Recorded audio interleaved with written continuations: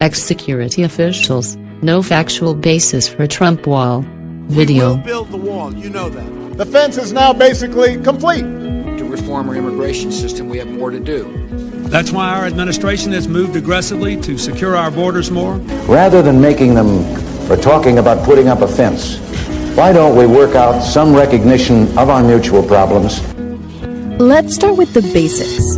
The U.S. border with Mexico is almost 2,000 miles long, running from the Pacific Ocean to the Gulf of Mexico. There's currently 654 miles of fencing or some type of barrier.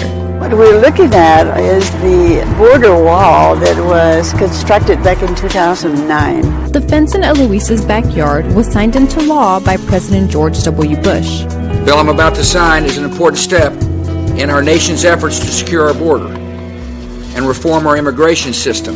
So who voted for this? Why is this fence here? Well, actually, both there were Republicans and Democrats who voted for this.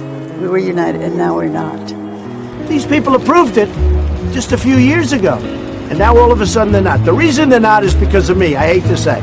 So how did the debate over border security ultimately lead to the longest ever government shutdown? In the 1990s, there was a significant amount of undocumented immigration across the U.S.-Mexico border. Just groups of migrants who would run through the port at San Isidro to get into the United States.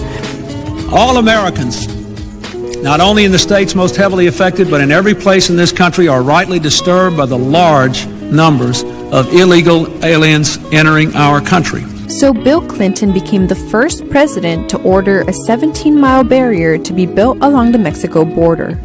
At the same time, the number of undocumented people in the country was increasing. I, George Walker Bush, do solemnly swear. So when the next president took office, the debate shifted towards comprehensive immigration reform.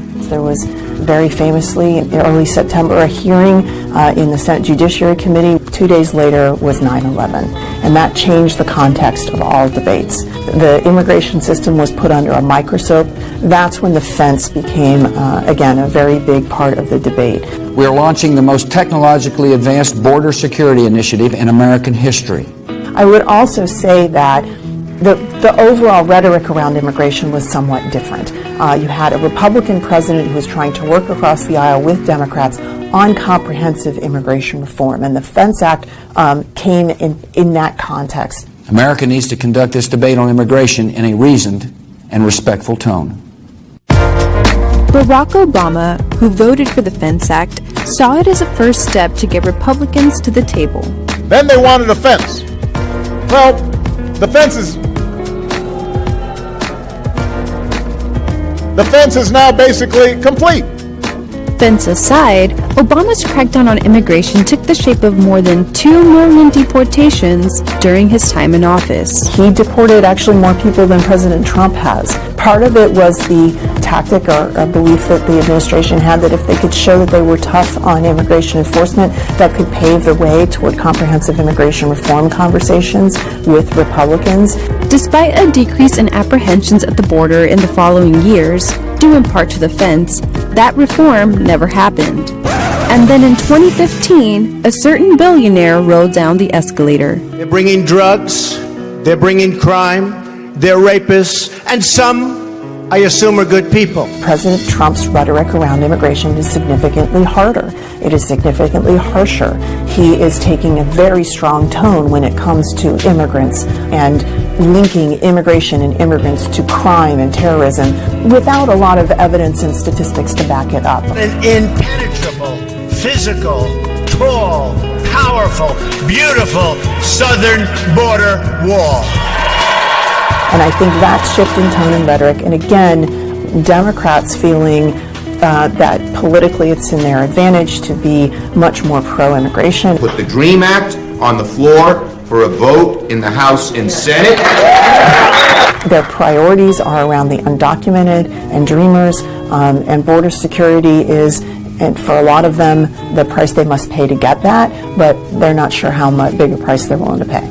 From here on this border, Washington seems as entrenched as ever. So then, what could lead to a compromise?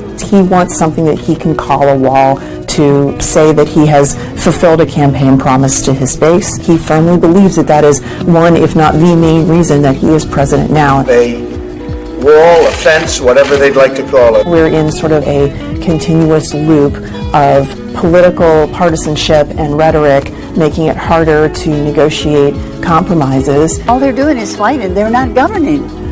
We are being denied good government. We're not going to fix this system until the parties are willing to compromise and come together and do what the majority of the public wants, which is make a deal. This should have been done 30 years ago. It's complicated. Let's debate in private, okay? Yeah. 58 former U.S. national security officials have rebuked President Donald Trump's national emergency declaration to build a border wall. Their joint statement said there is no factual basis for an emergency at the U.S.-Mexico border.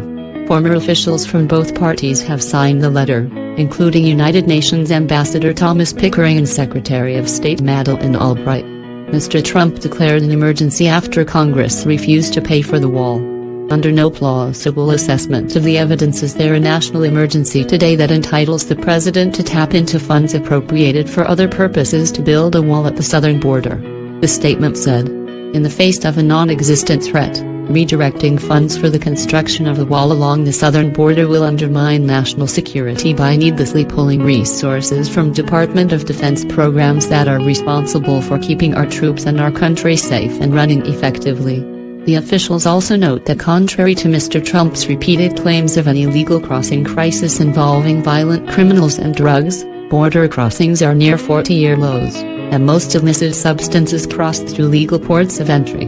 This proclamation will only exacerbate the humanitarian concerns that do exist at the southern border. The statement said, there are real humanitarian concerns at the border, but they largely result from the current administration's own deliberate policies towards migrants. Secretary of State John Kerry, Defense Secretary Chuck Hagel, CIA Director Leon Panetta and National Security Advisor Susan Rice from the Obama administration have signed the letter. The 11-page statement comes a day ahead of a congressional vote to block the declaration, one Mr. Trump has promised to veto.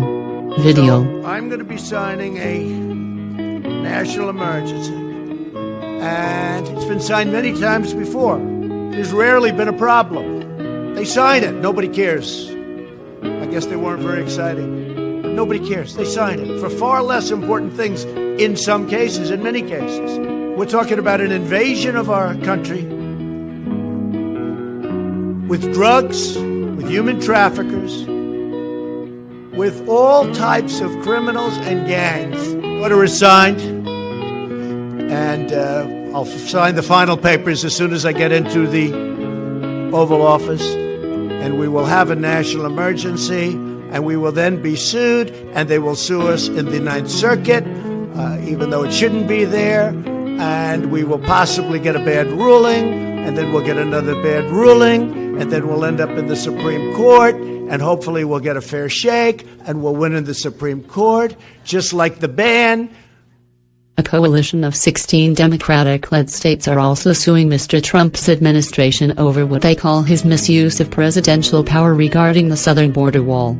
On 15 February, after a record-long partial government shutdown, Mr. Trump signed an emergency proclamation in order to obtain $8 billion, £6 billion, in funding for his border wall from military sources after Congress failed to approve his request of $5.7 billion.